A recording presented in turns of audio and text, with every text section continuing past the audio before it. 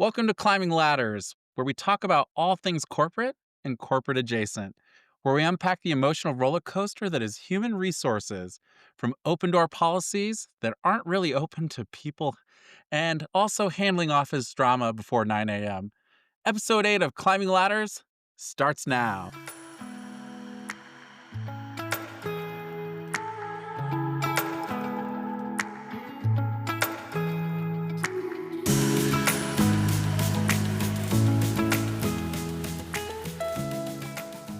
Here we go. Episode 8. Episode 8 is going to be great. If you're listening to this, congratulations. You've already made one great decision today. And if you've been following along, you may have heard this format before. Our first corporate confessionals that we did a few weeks ago. It was so fun. We want to run it back. So buckle up and get ready for Corporate Confessionals HR edition. Our guest spills what it's really like behind the HR curtain. Christine, you ready for this episode? Kevin, I am so excited for this episode of Corporate Confessionals. I feel like we're about to watch an episode of Bravo's Real Housewives Tell All or something like those Yeah. reunions. But our guest on this episode of Corporate Confessionals is a character you will for sure remember. She and I have known each other for almost 15 years, which is so crazy. I would like to introduce you all to my longtime friend, former colleague, Davina Bernal, an entrepreneur, business owner, but has over a decade of human resource and team management experience. We both have worked for a famous California Bay Area corporate giant together. So we've been in the trenches and also we climbed our way up together as well as out. Please welcome my good friend Davina. So, Davina, please give us a quick intro, just about yourself. Absolutely. So super excited to be here. And I think you said it right when you said we climbed out as well. I think you nailed that. A little bit about me. Oh, wow, look at that. I don't mind aging myself. Age is a beautiful thing. I'd say I have over 25 years of people experience, and that's going to run the gamut of HR operations. That's going to be people operations holistically all the way around. And that's holding your entry level supervisory positions to running regions, and then all the way up in the corporate sector where I moved over and got into startups in tech. Lastly, also as a small business owner. So if it is HR, people ops related, I've got some news about that. I can only imagine you've worked with some really interesting people. And you call it interesting. I call them winners. And when I say that, you Uh, all know what I'm talking about because winners maybe means not. We'll see. oh, right on, right on. Hey, I'm personally going to be careful what I say here at the start, and maybe this whole episode. I love all HR people. They're all Same, wonderful. same. It's the best department, and yes, I'll follow all the rules. HR is the best because nothing says fun like compliance training and conflict mediation. Okay, Kevin. Well, Absolutely. wipe the brown off the nose. It's fine.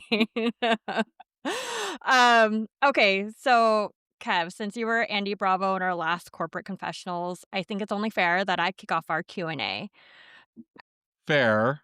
But sorry to interrupt. I'm Yeah. probably the Timo version of Andy Cohen, Agreed. and then Um, you're probably Wendy Williams or Joan Rivers. well, Love Wendy it. Wendy Williams is having a rough time, so I'm not in that place right now. Uh, A little rough for the most. okay, Drew Barrymore, Kelly Clarkson. Okay. Like, fine, I'll take it. So with that being said, Davina, when we had our last corporate confessionals, this is like some Q&A. This is kind of your platform, your opportunity to do a little bit of the spill all, or tell all, whatever. That's just kind of the format. Want to give you that. Question number 1. What's the wildest HR confession you've heard that you can actually talk about on record? Absolutely. Let's see. Let me look for the thing that I didn't have to sign an actual paper behind knowing that it happened. And here is one, and this one I believe is really relevant to what happened even recently, where you saw something in the corporate sphere where somebody lost their job over dating, having an affair with somebody that they were working with. I can tell you that somebody in a very high role, one of our VPs, was having an affair with somebody every time they would go out of town. This is somebody that had to travel frequently, had to travel a lot. I'd say at least once to twice a month. And every time they were going out of town, they were having an affair with somebody, but it gets worse. Oh, They had more than one somebody, and I got to learn that in the flesh and had Ooh, to ew. pretend like I didn't see it. And it was one of those things where you wanna navigate from your moral compass and you're disgusted by it, but you pick up enough on what you're seeing to understand it. And when I saw the first little thing with the first person, I said, "Oh, that's gross. That's bad." Went on another trip and saw a second person, and when we're talking about you got somebody in all the area codes, this VP definitely did, which was so wild because their wife was amazing, and she was gorgeous, and she was supportive. She was all the things. She was everything you would hope for, still was going from city to city cheating on her, and I got to see Ugh. that in the flesh. And that made for some awkward parties and whatnot, but I got to see that happening. So not so much of a confession, but something that I saw, that I got to see that in the flesh, and that is was there pretty disgusting. is there anything you can do about it though in your role, or you just have to be, "I'm seeing it, go to the Yep. party, keep my mouth shut." Exactly, and especially when it comes to, like, your rules, right? What does your company stand for? What does it do? And does this person work for you? And which they didn't. Person didn't work for us. This was just somebody in these cities that they were going to. Had they have worked for us, I would have had to step in. There would have been, we are talking so many things from quid pro quo all the way down to them being forced into this situation. But this really went to how this VP handled themselves, right? With the sense of decorum or not. We didn't have a set of working rules where I found something that, you can bring Yeah. up or hold this against or hold them to it. There was nothing there, besides me having an understanding of their character and really knowing what we were dealing with and knowing that potentially the way I always look at things is if somebody carries themselves a particular way outside of work or when, even when world business, they might carry themselves like that inside of work. Yes. So I definitely made some indirect comments to, I would say, people in the people operations sphere. And until it started to become an issue, which it never did, and nothing was necessarily done on the clock, we just kept really tight watch of that person to make sure that it didn't spill over into, let's say, an employee or something like that for the organization That you know of, at least. that we knew of, Yes. right? Because Because when you've yeah. got that many, you've got Uh-huh. more than one. This is this person's MO. Yep, for sure. Wow, that's insane. Okay, well, on that note, let's get a little more straightened up before we let this get too loose, because that was just question one. Yes. Um, so, Davina, how does HR balance protecting the company versus protecting the people? So, we'll let you start. Absolutely. I would tell you it depends on the company. And I would love to tell you that every company is going to be exactly the same. But if you've got a company that is really leading from a servant's mindset, right? That really type of servant leadership cares about the organizational culture. They are going to do their very best, of course, to protect the organization, but to also protect those that work with and for them. I can give you an example, and I won't say the company. We came up against a situation where one of our employees was losing their housing. And they had multiple children. This was a situation where they were literally going to end up on the streets. And as a people operations team and an executive team, they came together, even out of their own pockets, came up with money and food and things like that to help last this employee for several months. On the flip side, there have been other companies where that same type of thing has happened, and the company said, "Hey, let's just give them the number to employee assistance and see what can be done," but they weren't going to go any extra mile or doing anything out of their pocket. So I would tell you, it really starts with the values and the pillars and what's really at the core of that company. If you've got a company where servant leadership is what they're about and a really strong organizational culture, I would tell you that it's going to be a 50-50 balance. I think that unfortunately, what most people are going to say that they ran into in big corporations is that HR is going to be really concerned with protecting the executive team and the reputation of the company. And a lot of the decisions that they make are going to stem from that. So I would tell you it's really company based.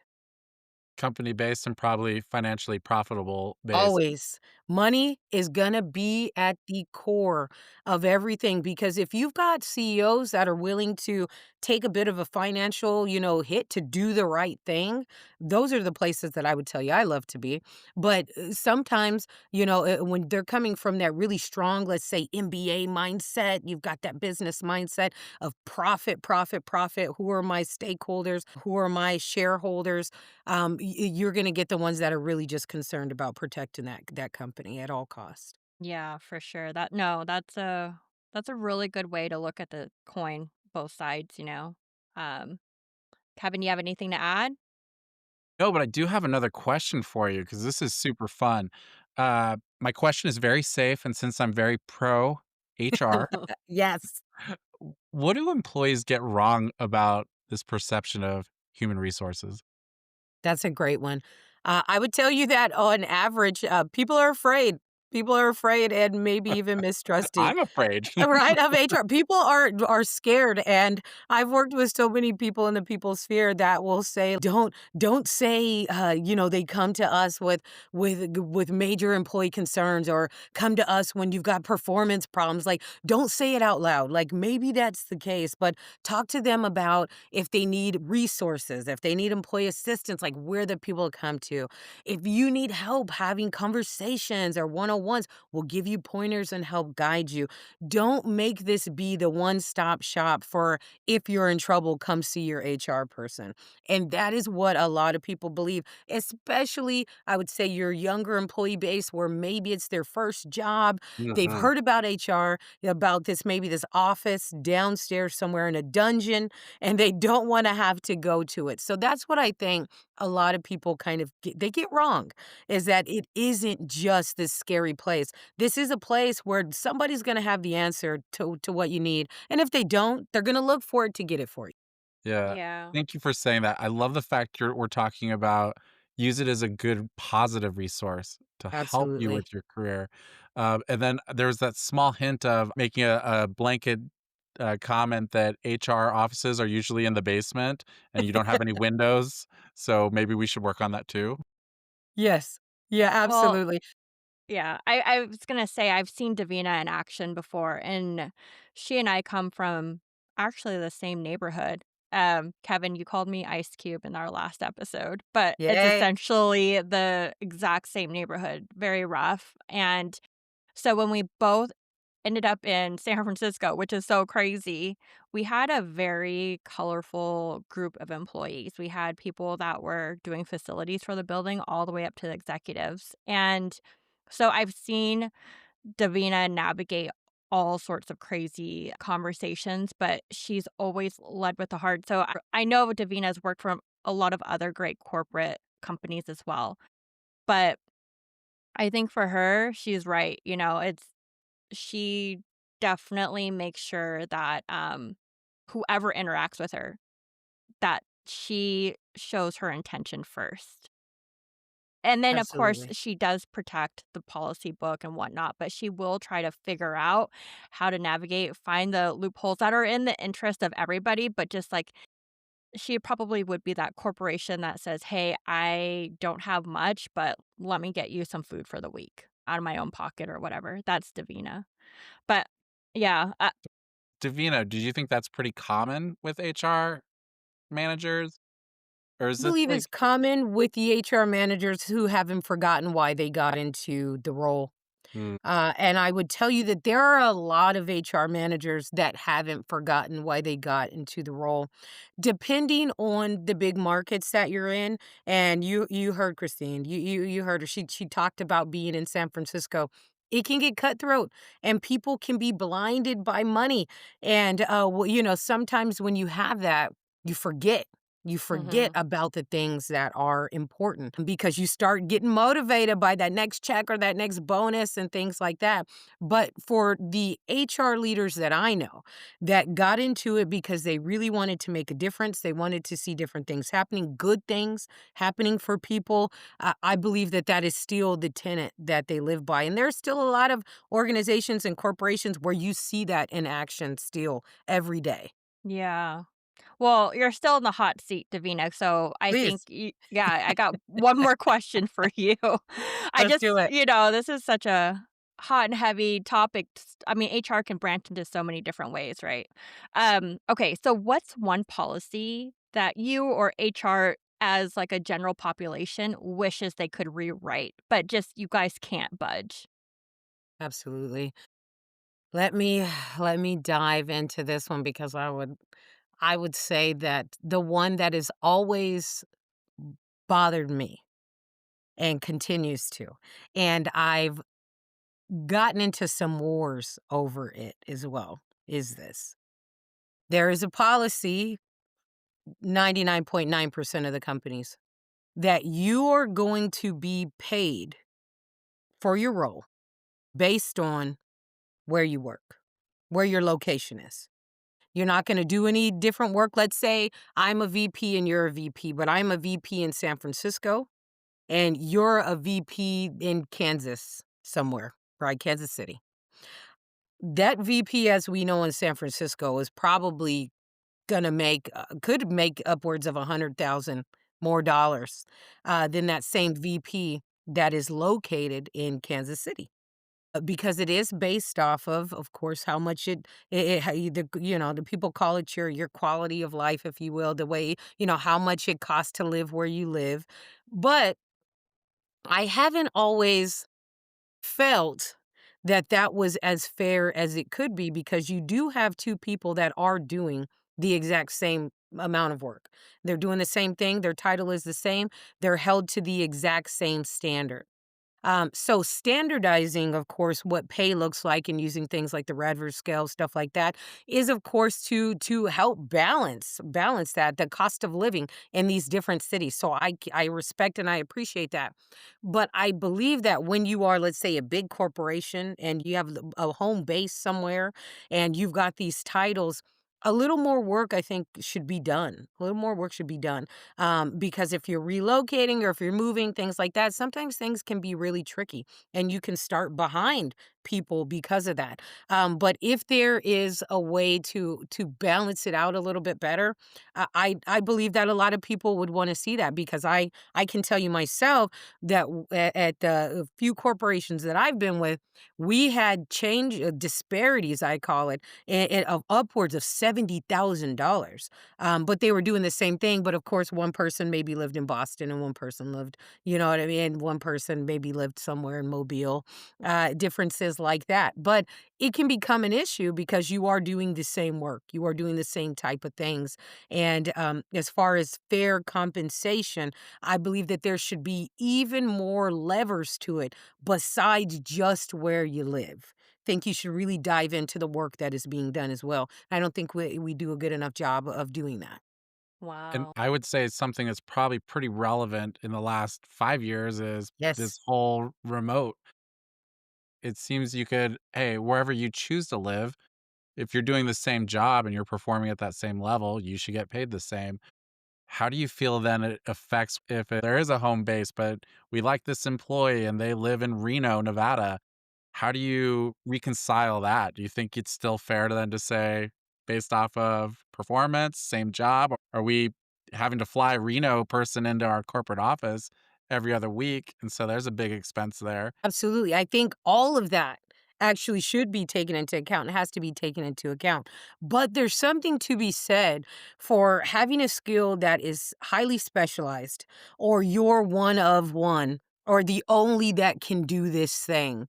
And when you are looking at competitive advantage for a company, for a corporation, if you have really done your due diligence to recruit and to hire and to try to get somebody close, or like I like to do and like I like to seek, promote from within, even if somebody doesn't have, let's say, all the degrees that somebody might want, if they can do the functional tasks of that job, promoting from within, I love to start there. That's a conversation for another day. I can go on for hours about that.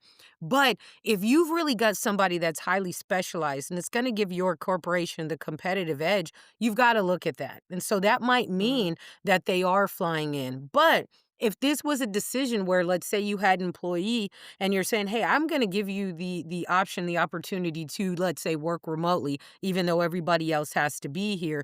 But what that's going to mean is you've got to get yourself into home office once a month. You've got to do these things without that being, let's say, on the company dime, because you are giving them something special, if you will, on the outset is the way I look at it. If 99% of the people are having to report, but you're going to do a one off, I don't necessarily think that the company should have to, incur any additional cost, when it was something that maybe they were able to work out special for you, knowing that you were going to have to get yourself into the office, which now some companies are saying that, hey, check it out. You can be wherever you want, but you got to be in the office once a quarter. And that's going to be on you to be able to do that. I believe that that's fair in return for being able to be as remote as you want.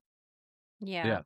Sounds like honestly, I love this answer because there is no one true answer to it No, where it's either so black and white. And I love you're taking into account so many different factors and what's fair and what seems right, but also why you make that choice. Are you performing at this level?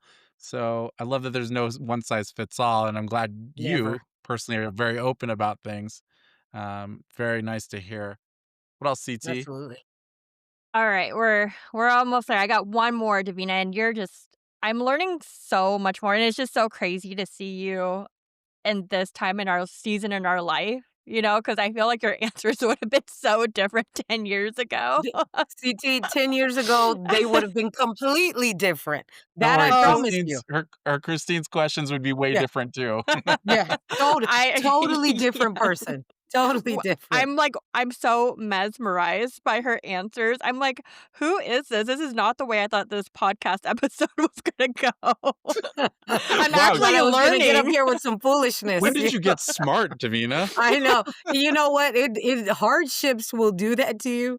Seeing people go through different avenues in their own journeys, you start to become a different person. You really Same Okay, do. again. on a personal note, Davina got Please. married, and she Yes. was just celebrating her wedding anniversary not too long ago, Yes. and I wanted to make sure that I was coming correct and pronouncing her last name correctly, like the phonetics of it. I said, "Hey, can you just leave me a voice note or just let me make sure I'm doing this correctly? I don't wanna, like, be rude about it."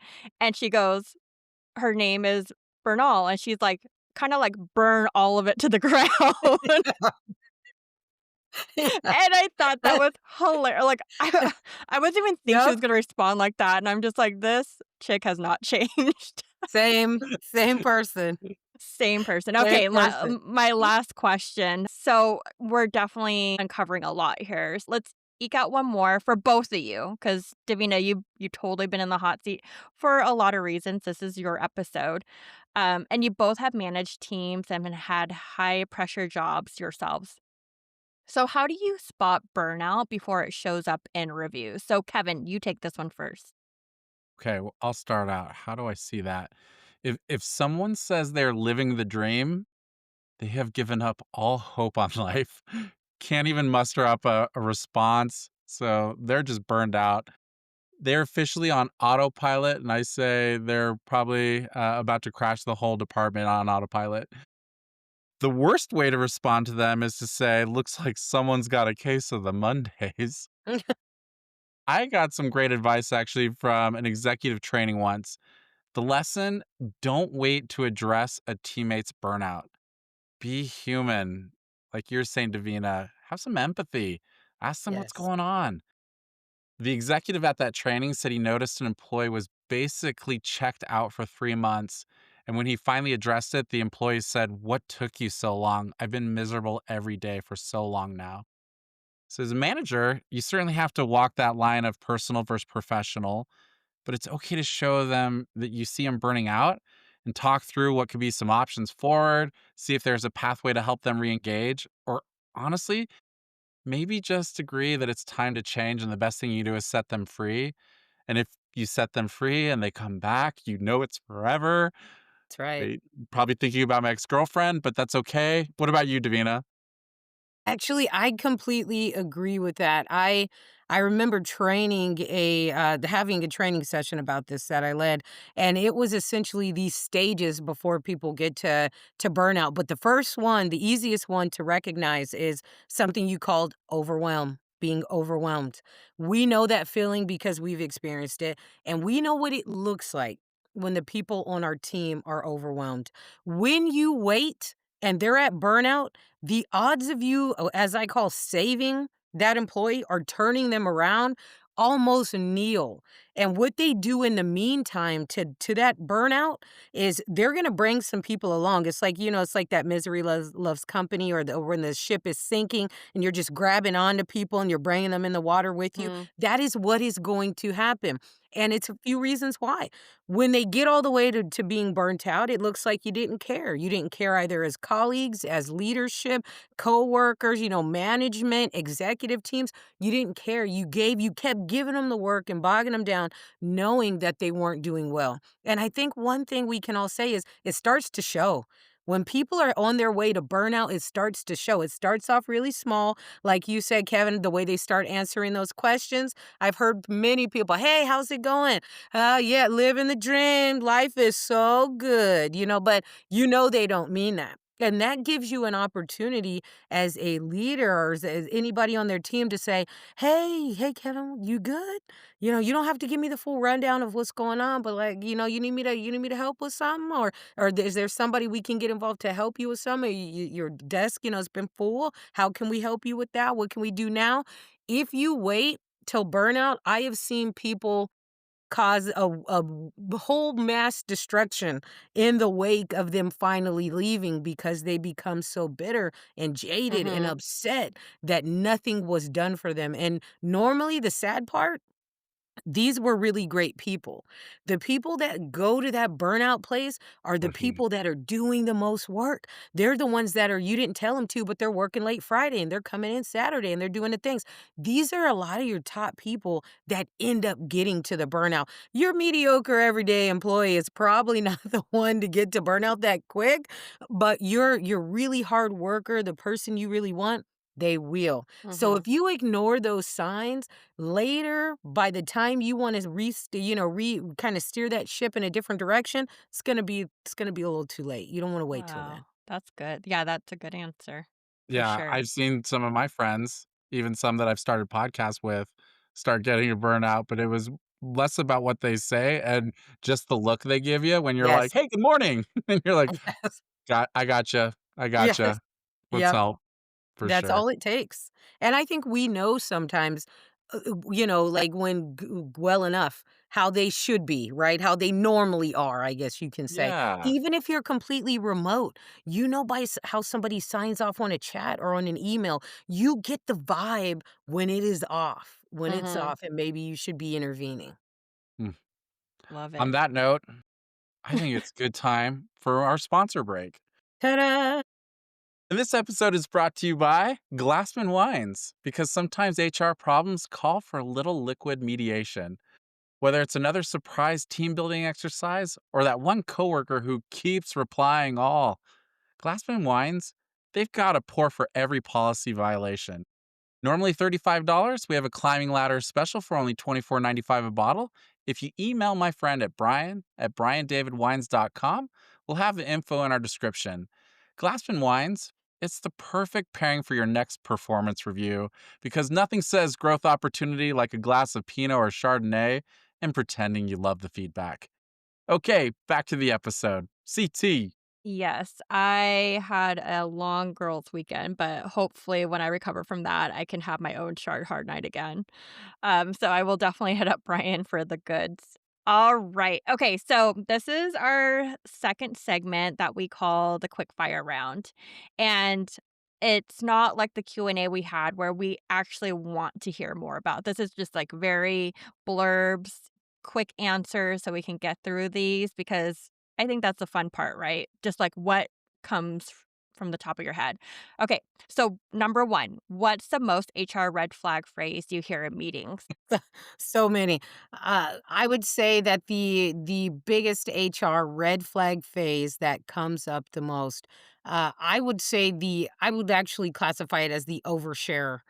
There are people that will say way too much about an employee's life, personal life, and share it out in front of a meeting that has happened more times than I can count. And that is the red Oops. flag that comes up as, hey, there's somebody on my team dealing with A, B, and C and really diving in to personal information. That one comes up. Yeah, how That's about the you, red Kev? flag. Yeah, mine's on a different site. I just look at when somebody at HR says to us, "We're looking for someone who can wear a lot of hats." I go back to translation, "We need 3 people and we can only afford 1, and we're only hiring 1." Yeah, I think mine will when HR is involved, it's always let's take this offline because I'm like, what's happening offline that can't happen in this meeting, you know? Ooh, So, secrets behind closed yeah, doors. yep, yep, yep, yep. Okay, number 2, what's the most chaotic part of onboarding someone new? So, for example, is it like the paperwork, the passwords, teaching them Slack etiquette? Kev, you Yeah, go. you said the passwords thing. When your first task is finding out who actually knows the Wi-Fi password in your office, that's a thing. And I will say I just started a new real full-time gig, and the Ooh, team was awesome at onboarding. I'm not just saying that in case they listen to this episode, but my first day, they had a complete schedule for the first couple of weeks. They shared an actual onboarding presentation that was informative and charmingly on brand. They gave me an org chart with everybody's face on it. That was massive, so I could just flashcard and learn everybody's name. And they ordered me lunch, which food is a great way to get me up to speed fast. What about you, nice. Davina? Absolutely. Mine, I would say etiquette.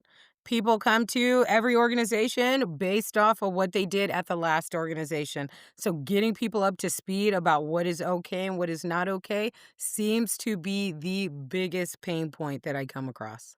Got it. Mine, it has to probably be the equipment. So, like, I'm a dual monitor person and I need dual monitors. I need all the things. Last time I was in a corporate role, the CEO, he himself tried to do this for me and he gave me a keyboard. It had like cracker crumbs in it. The mouse had like just substance on it. And then he was like, I found a pen. I'm like, congratulations. So that's It may have been chewed on. It's okay. It still works. It's so crazy, and I was, like, in an executive role too, so I was like, "This is wild," and You made it. that should have been the red flag, right? Okay, so which HR document gives you instant anxiety? Kevin.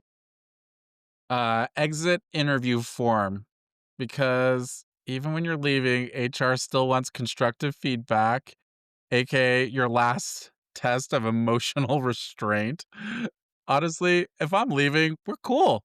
I don't want to drag out our breakups or leaving a company unless it's my unless my last girlfriend is listening. Maybe we can just try again, please. Ooh, Sorry. ooh. Ooh, ooh, ooh. Okay, Davina. Yeah, policy and procedure manual. Policies and procedures. It is something that needs to constantly be updated. It is never the way that it needs to be. And you always get an employee who will go through it line by line to catch you on something. So, policy and procedures. I mean, that's also from your perspective, so that's really Yes. good to raise your hand to. From me, not being in HR, I would have to agree with Kevin on the exit interview form. That thing is so dumb to me. It's like, what are you gonna do with this feedback? Because I told you this while I was employed. So me leaving and not being able to enforce it, like, it's so dumb. What could your manager have done better? You know what? That's where you go to Not hand me Glassdoor. a crusty keyboard. No, That's the first now I'm one. questioning what that was, you know? Yes. But yeah, that's one thing. Okay, I think we have time to get through one more. If HR had a theme song, what would it be? Davina, you have to go first. That's that I had several to choose from, and, for me, the first thing I thought of was the intro, "Welcome to my hood," just like that. Okay, and I can go to the rest, it would be a lot, but all these things that happen in the hood, right? All these Yes. wild things that go down, that is the HR theme song, "Welcome to my hood." I like that. Kevin, I feel like this is definitely your song. I mean, I go immediately a shout out to the best girl trio R&B group, TLC. And it's "I don't want no scrubs. A scrub is a guy that can't get no love from me." I I do feel really bad, Davina, for HR people that have to filter through so many scrubs, and it has to be painful to interview people that just aren't going to work out. This is true, and this is always. CT, you got a song? Probably Staying Alive Oh, is yes, mine. yes, Sounds personal. yes, Yeah. Well, The Office, when they do the CPR or is it CPR when they're doing that to the The song? training? Yeah. Yeah, because it actually you can stay on beat with the song, or love it. compressions, I should say, not CPR, but compressions. But also, I can only imagine being in HR where you're coming in and you're just like, you're doing it for the people or the company, whatever your side of the coin you're on, but you're just like, "I gotta keep moving. I gotta keep That's this it, the train on the tracks Keep the here." train and keep the beat. that's it. Totally. I think we're in a good normally, okay, so last corporate confessionals, we did this quick fire, and then this is where it started because Kevin got his feelings hurt that a couple people kept picking me, but because this is an I went to HR. HR for that. Yeah. Yeah. I official complaint to HR. So I think I'm gonna bypass that part of the quick fire because this is 1, an HR edition, and 2, you're supposed to be objective and not pick anybody or pick favorites. We already know. So, but we just don't need it on record who your favorite is, and we don't wanna equal the score anyways right now. So, Davina, is there any last advice that you'd love to share with our listeners? Absolutely. I would say that courage is going to go a long way. Continue to advocate for yourself. And you will find that the longer you are in the working world, the more you are going to start to care about yourself, your whole self. And if you are letting things like profit or that paycheck like get in the way, you are going to find that everything you started work for, the fun, the excitement is, you're going to lose that very quickly. So do not be afraid to advocate for you. Stay true to you as you go along, even if that means you are leaving a big title or a company or something that you wanted for your own safety and sanity. It's worth it in the long run. That's the best advice I can give to anybody. Stay true to you. The money will come. It's not Amazing. as important as you think. Darn straight. Yeah, no, I was gonna say I literally could not have planned your answer any better. Yes. So it's just really awesome that you have that same tone. But thank you so much, Davina, for joining us. And to our listeners, thank you all for spending time with us as we shared our second installment of Corporate Confessionals. Please continue to send us your feedback, comments, questions as we dive into this crazy maze of cubicle challenges and trying to plan a meeting with everyone's crazy color coded calendars. And if you have questions for Davina, please send them our way and we'll make sure that she gets them too. All right. Davina, seriously, thank you so much. Feeling inspired, feeling energized. I have a newfound respect for HR teams and really appreciate you joining us. Anytime. Glad to be here. This was amazing. Awesome. So let's wrap on today's deep dive into the world of HR where someone's always calling about the smells coming out of Brenda's office. Just think if you're ever down, the phrase performance review, it's just like game show names. Like Who Wants to Be a Millionaire? Let's Make a Deal. Price is Right. Survivor. Are you smarter than a fifth grader? Press your luck. I can keep going. Wheel of Fortune, maybe? Anyways, keep on climbing those ladders. Thanks, everyone. Bye. Bye. Bye.